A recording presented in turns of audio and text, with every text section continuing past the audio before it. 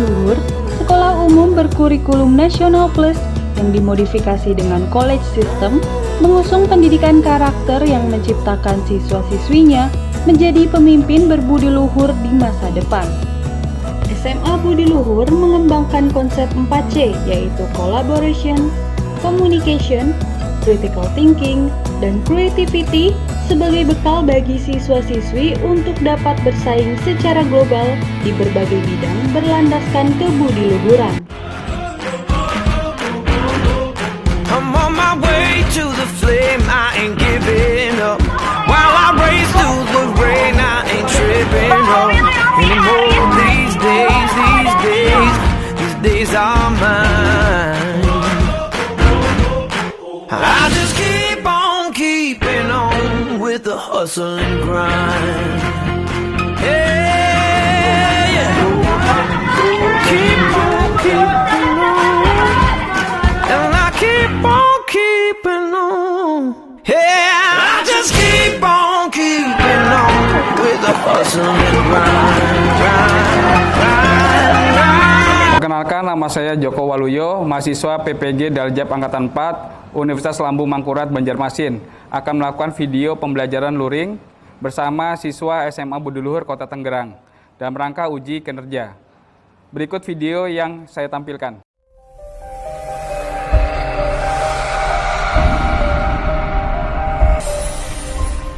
Assalamualaikum warahmatullahi wabarakatuh.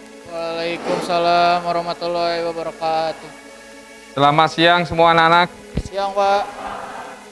Salam Budi Luhur. Salam Budi Luhur. Baik, di hari yang baik ini kita akan memulai kegiatan pembelajaran dengan materi adalah statistika. Ada baiknya kita akan berdoa.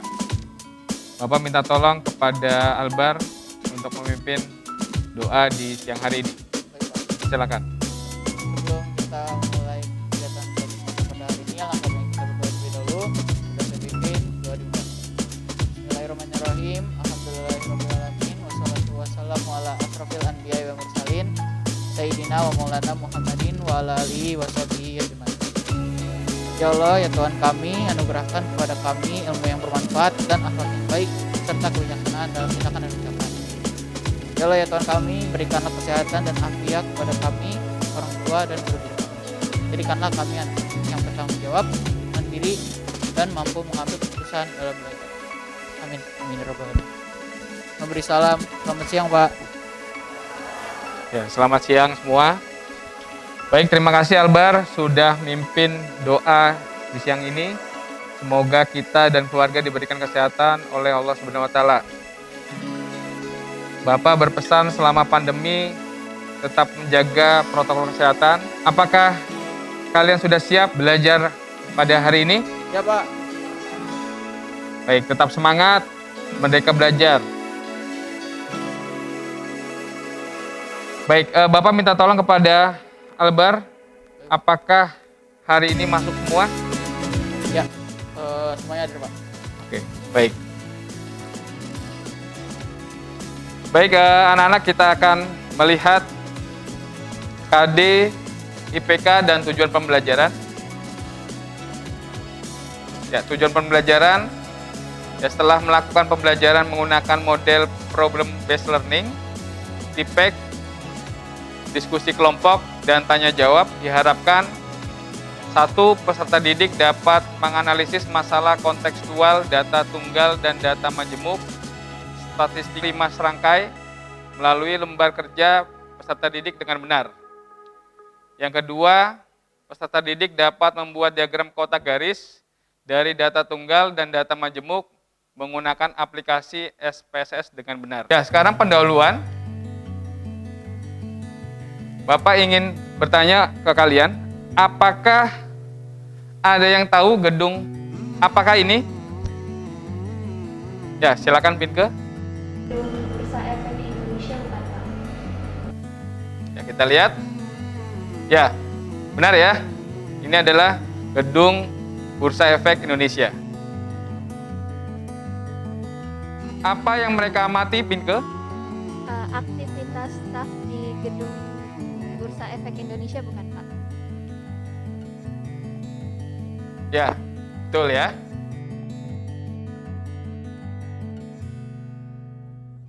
Mereka mengamati pergerakan data statistik, mungkin ya. Yang kedua, mengolah data statistik. Kemudian yang ketiga, bisa juga menganalisis data statistik pada grafik. Oke, selanjutnya, ya ini materi prasyarat ya. Sajikan statistik 5 serangkai dari data berikut ya. 1, 3, 2, 4, 2, 5, 7, 9, 3. Ada yang bisa? Ya, silakan. Garis, kita tolong. Pertama-tama itu diurutin dulu gitu kan Pak dari nilai terkecilnya. Jadi diurutinnya jadi 1, 2, 2, 3, 3, 4, 5, 7, sama 9. Terus buat ngitung kuartil pertamanya itu dari X2 ditambah X3 dibagi 2. Jadi 2 ditambah 2, 4 dibagi 2 sama dengan 2. Jadi kuartil satunya itu 2. Buat kuartil 2-nya itu median dicari nilai tengahnya. Nah nilai tengahnya itu karena jumlahnya ada 9, jadi ada yang ganjil sendiri, jadi tinggal diambil aja jadinya Q2-nya itu 3. Terus buat Q3-nya itu 5 ditambah 7 dibagi 2, jadi 12 dibagi 2 itu ada 6. Q3-nya 6 Pak. Baik, sekarang kita akan lihat apakah yang disampaikan oleh Ganis itu tepat ya. Dan mungkin dari kalian juga bisa mengkoreksinya kalau ada yang kurang tepat. Data yang pertama 1, data kedua 2, data ketiga 2, data keempat 3, data kelima 3, data keenam 4, data ketujuh 5, data ke-8 7, data ke-9 9. Kita cek apakah benar nilai minimumnya 1, benar ya? Nilai maksimumnya 9, benar?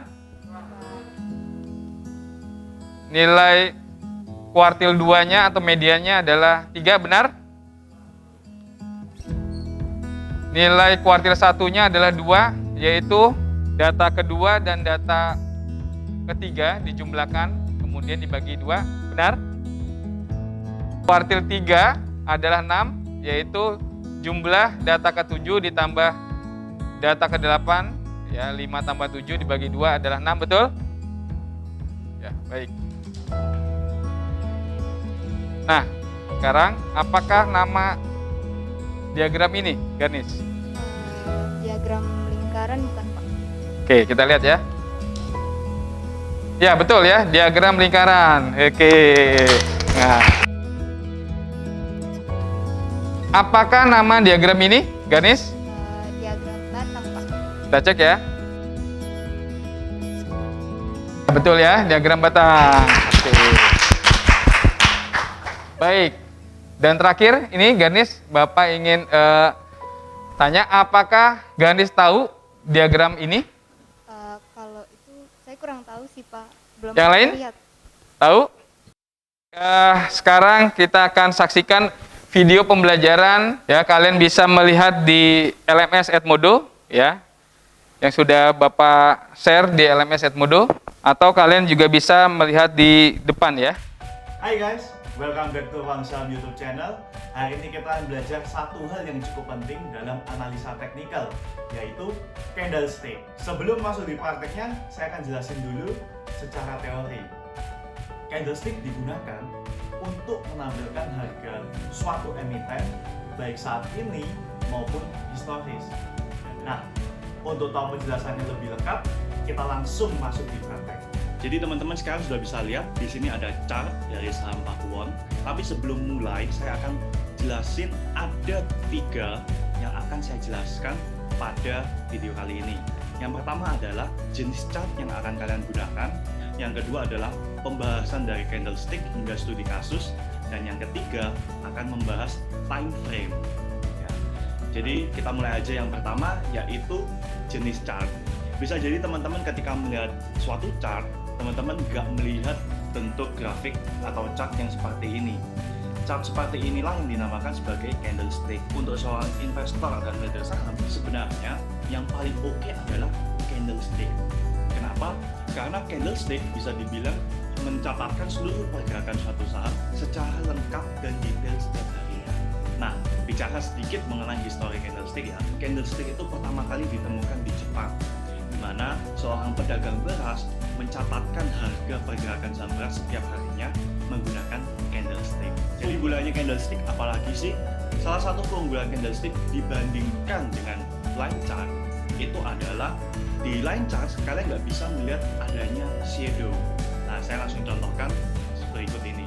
Jadi kalau kita misalnya akan melihat shadow di dua titik ini, ya, kita akan melihat shadow di dua titik ini. Saya ganti dua. Ya. Nah, jadi di sini terlihat ada shadow. Kita lanjut di pembahasan kedua. Pembahasan yang kedua adalah kita akan bahas lebih dalam tentang candlestick. Di sini candlestick teman-teman bisa lihat ada warna hijau dan warna merah. Warna hijau bisa dikatakan sebagai bullish atau naik, dan warna merah bisa dikatakan sebagai harga sahamnya turun atau bearish. Di sini saya juga udah siapin ada bullish candle dan bearish candle. Gimana caranya membaca suatu candlestick? Karena kan tadi di awal saya udah katakan bahwa candlestick itu mencatatkan pergerakan harga setiap harinya. Jadi kita bisa lihat di sini ada dua bagian dari candlestick, yaitu body. Jadi yang hijau pekat atau merah pekat itu namanya body. Kemudian yang atas ujung garis hitam itu adalah shadow, teman-teman. Shadow ini juga mencatatkan histori dari pergerakan harga. Jadi ketika kita melihat bullish candle, jadi kita bisa lihat open market di sini, kemudian ternyata close market dia naik, teman-teman. Ketika dia naik, otomatis close-nya di atas. Ada kotak hijau pekat yang kita bisa sebut sebagai body. Setelah kalian menyaksikan cuplikan video pembelajaran 1, silakan kalian mencatat isi cuplikan video pembelajaran 1 ini.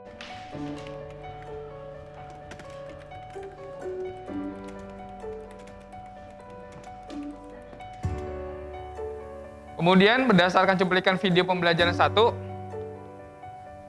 siapa yang dapat menjelaskan dengan singkat isi video pembelajaran 1? Ya, silakan Albar. Oke, video pembelajaran 1 ini bahas tentang pertama ada jenis-jenis chart, penjelasan candlestick, dan juga time frame. Lalu yang kedua di video ini candlestick itu ditemukannya di Jepang, dan yang ketiga ada penjelasan tentang membaca grafik saham dengan box plot. Baik, terima kasih. Selanjutnya, apa yang dimaksud dengan candlestick? Yang bisa? Ya, silakan minta tolong Davina. Jadi candlestick itu adalah kumpulan grafik box plot yang berfungsi untuk menampilkan pergerakan harga suatu emiten pada satu periode tertentu. Ya, sebelum kalian berdiskusi, kita akan melihat video pembelajaran 2.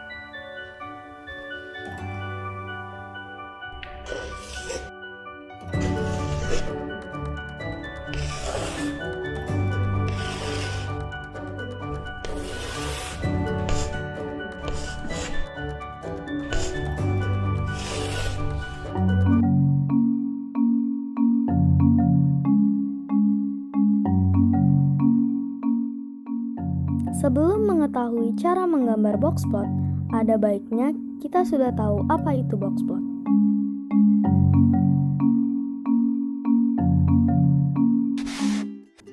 Box plot atau diagram kotak merupakan ringkasan distribusi sampel yang disajikan secara grafis yang bisa menggambarkan bentuk distribusi data atau skewness, ukuran tendensi sentral, dan ukuran penyebaran atau keragaman data pengamatan.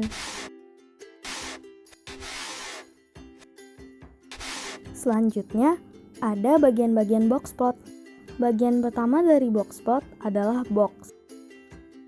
Panjang dari box merupakan besarnya selisih antara Q3 dan Q1. Selisih antara Q3 dan Q1 merupakan IQR, yang merupakan singkatan dari interquartile range. 50% nilai data pengamatan terletak dalam IQR. Bagian box plot yang kedua adalah whiskers. Whisker merupakan garis perpanjangan dari box yang panjangnya kurang dari sama dengan 1,5 IQR. Whisker dimulai dari ujung kotak IQR dan berakhir pada nilai data yang bukan dikategorikan sebagai outlier. Nilai terbesar dan terkecil masih merupakan bagian dari boxplot yang terletak tepat di ujung garis tepi whisker. Nah, tapi data pengamatan ini tidak termasuk outlier. Bagian boxplot yang terakhir adalah outlier. Yang pertama ada outlier atas yang nilainya lebih dari Q3 ditambah 1,5 IQR. Dan yang kedua adalah outlier bawah yang nilainya kurang dari Q1 dikurang 1,5 IQR. Pada bagian selanjutnya akan dijelaskan kegunaan boxplot. Apa sih kegunaan boxplot itu? Kegunaan boxplot antara lain untuk mengetahui 5 number summary. 5 number summary itu terdiri dari nilai minimum, kuartil 1, kuartil 2 atau yang biasanya disebut median, kuartil 3, dan nilai maksimum. Lalu, dari boxplot, kita juga dapat mengetahui apakah data pengamatan tersebut memiliki outlier atau tidak. Dan yang ketiga adalah untuk memahami karakteristik distribusi data. Jadi, panjang kotak pada boxplot menunjukkan penyebaran atau keragaman suatu data. Sedangkan letak median dan panjang whiskersnya menunjukkan kesimetrisan data tersebut. Silakan merangkum informasi hubungan antara video pembelajaran 1 dan 2 di kolom kelas komen LMS Edmodo.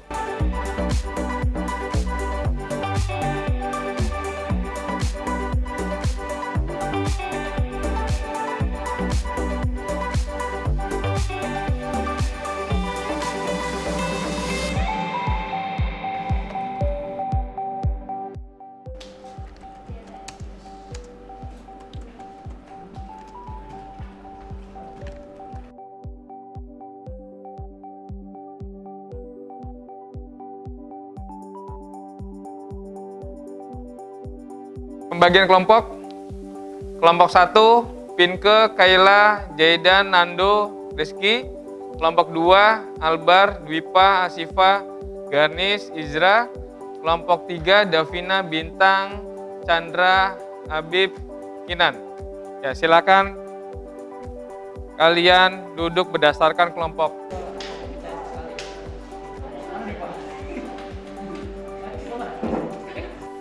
Baik, anak-anak kelompok 1 yang mana? Kelompok 2? Kelompok 3? Baik, silakan kalian download di kelas Edmodo untuk mengerjakan SPSS. Langkah-langkah untuk menyelesaikan dan mengolah data di SPSS, yaitu langkah pertama, kalian isi data dulu. Ya, lalu di variable view kalian bisa edit ya sesuai dengan konteksnya. Selanjutnya langkah kedua, mengolah data statistik 5 serangkai. Yang pertama, klik analyze, kemudian klik descriptive statistik, kemudian pilih frequencies, kemudian statistik, dan pilih data 5 serangkai ya. Ada kuartil, ada nilai minimum dan maksimum. Langkah ketiga, membuat boxplot. Langkahnya adalah yang pertama analyze, kedua descriptive statistik, kemudian yang ketiga explore dan pilih plot. Baik, anak-anak sekarang kalian mengerjakan LKPD dan diskusi kelompok. Silakan download lembar kerja peserta didik statistik. Bapak kasih waktu 15 menit untuk kalian diskusi dan mengerjakan LKPD. Ya. Nah, tar dulu. Ini kita lihat dulu kan datanya ini. Nah, ini nanti kita pencet linknya nih. Keluar. Nggak apa-apa. Keren banget. Sekarang kita bikin gambar blogspotnya. Oh, gitu.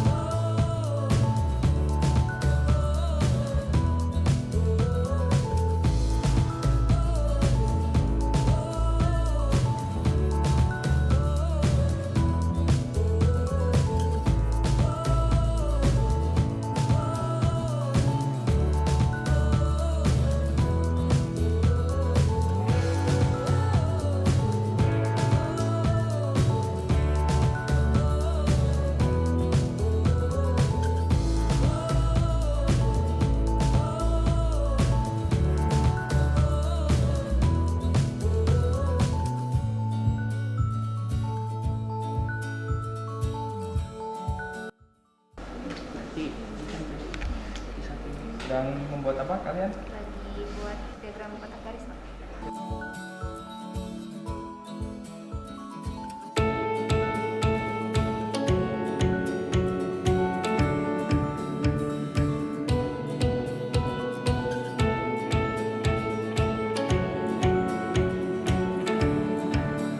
Kalau ini ada 10. 25 tambah 25. 25 berarti. Nilai tengahnya berapa? Kuartil 2 dulu. Nilai Ini dua, ini ada 10. 5, berarti 5. Data ke 5 sama ke 6. data 5 sama 6 dibagi 2 lagi. 2, 3, 4, berarti 21, 25. Hah? 21, 21. 21, 21. Tuh 2, 3, 4. Berarti dibagi Iya. 21. Iya 21 berarti kuartil 21 tambah 21 dibagi 2. 25 sama 25, 25 berarti kuartil 3. Iya berarti. 25, 50, 25. Berarti minimumnya tadi 13. Terus maksimalnya 34. Terus Kuartil kuartil satunya 1-nya 15, kuartil Duanya 21. kuartil 21, terus kuartil 3-nya 25. Iya. Oh, gitu.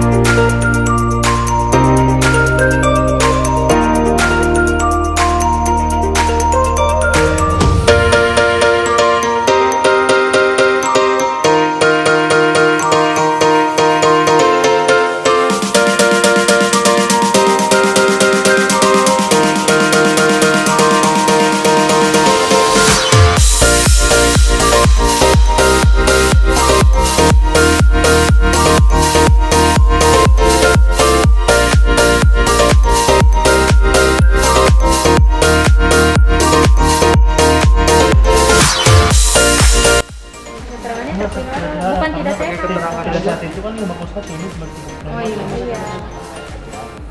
Itu buat yang 5 serangkai. Oh, ya ini tadi nilai minimumnya Baik, Bapak minta kelompok 1 untuk presentasikan LKPD hasil diskusi kelompoknya. Dipersilakan. Selamat siang Pak Joko dan teman-teman semua. Kami dari kelompok 1 dengan anggota Pinke, Kayla, Zaidan, Nando, Rizky, dan Adel akan mempresentasikan hasil diskusi LKPD Statistika 1 tentang menganalisis dan membuat diagram kotak garis dari data tunggal, data indeks polusi udara di 10 kota di Kalimantan Timur. Dengan 10 data yaitu ada 34, 25, 25, 25, 21, 21, 17, 17, 13, dan 13.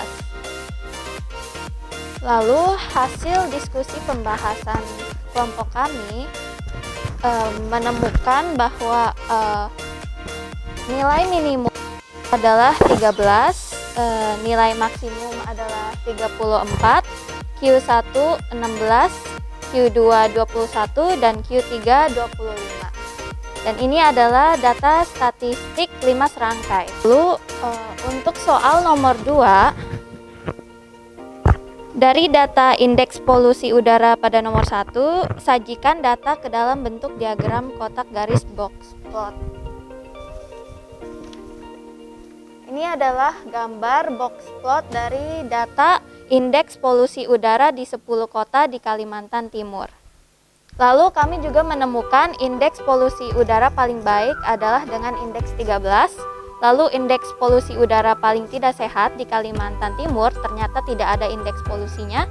Lalu kesimpulannya adalah dari hasil analisis data tunggal pada box plot dan diskusi kelompok bahwa 10 kota di Kalimantan Timur tercatat memiliki indeks polusi udara paling baik dengan indeks 13, terpelihara dengan indeks 34, indeks keduanya di bawah indeks polusi udara atau di bawah indeks 51.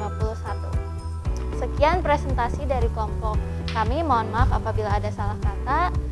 Kami buka Q&A. Saya mewakili kelompok 2 ingin bertanya, apakah data tunggal dari indeks polusi udara di Kalimantan Timur memiliki outlier?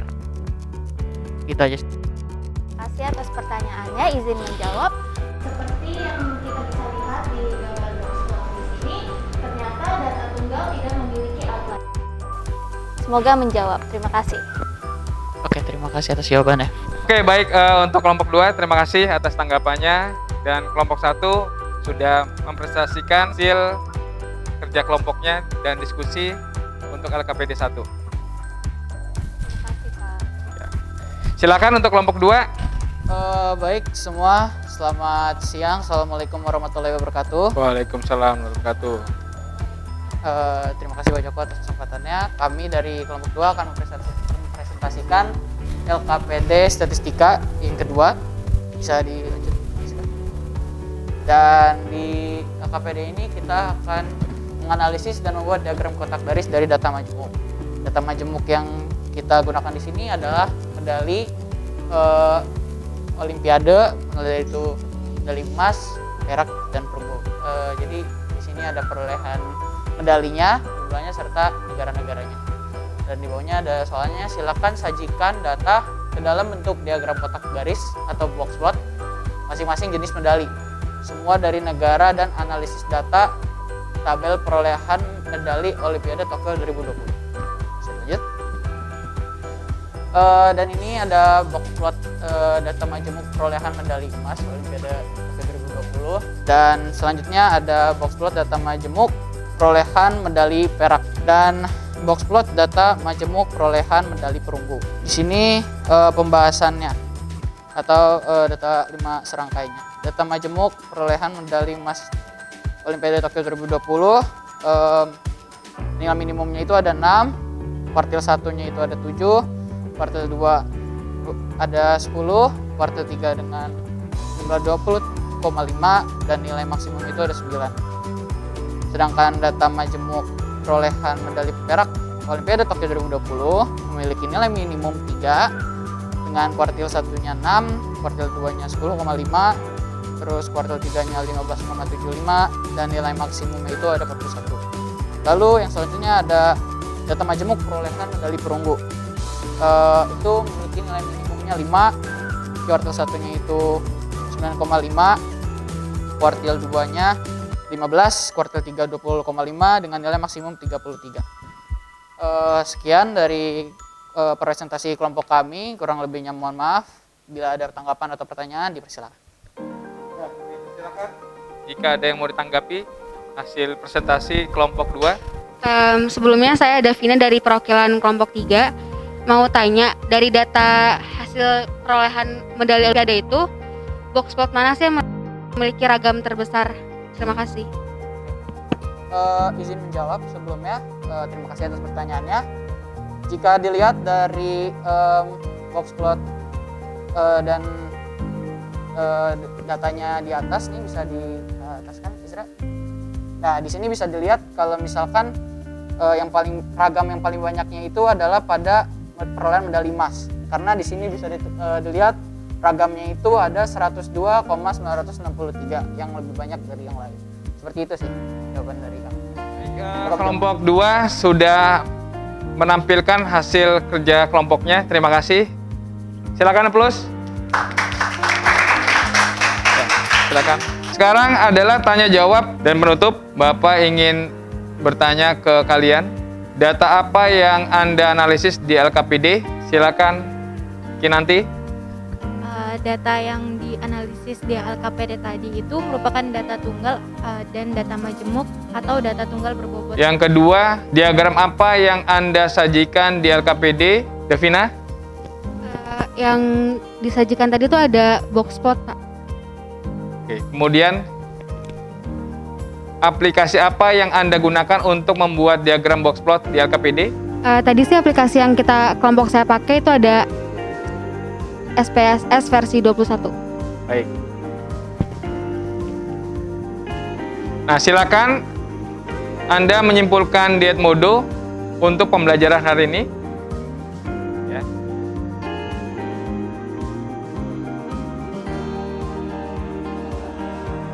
Oke, sudah semua kalian menyimpulkan di Edmodo? Baik. Selanjutnya kalian mengisi refleksi ya pembelajaran hari ini dengan menjawab pertanyaan di kelas Edmodo. Ya, dipersilakan.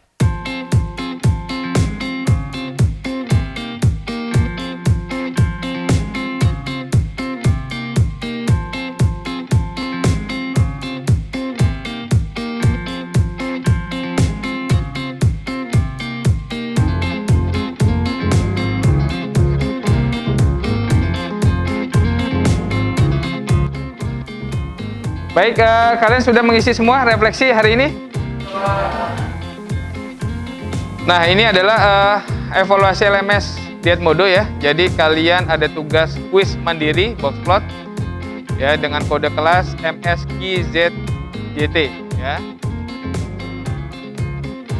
Jadi untuk pertemuan akan datang ya, bagi nilai kuisnya lebih besar sama dengan 75, kalian bisa mengikuti pengayaan membuat diagram batang daun menggunakan SPSS. Jika nilainya kurang dari 75, ya kalian mengikuti konsultasi dan remedial membuat boxplot menggunakan SPSS. Baik, dengan mempelajari teknologi SPSS, diharapkan anak-anak siap dengan perubahan di zaman digital. Baik, saya rasa cukup untuk pertemuan hari ini. Bapak akhiri dan kita ucapkan bersama-sama alhamdulillahirabbil alamin. Terima kasih semua. Salam budi luhur.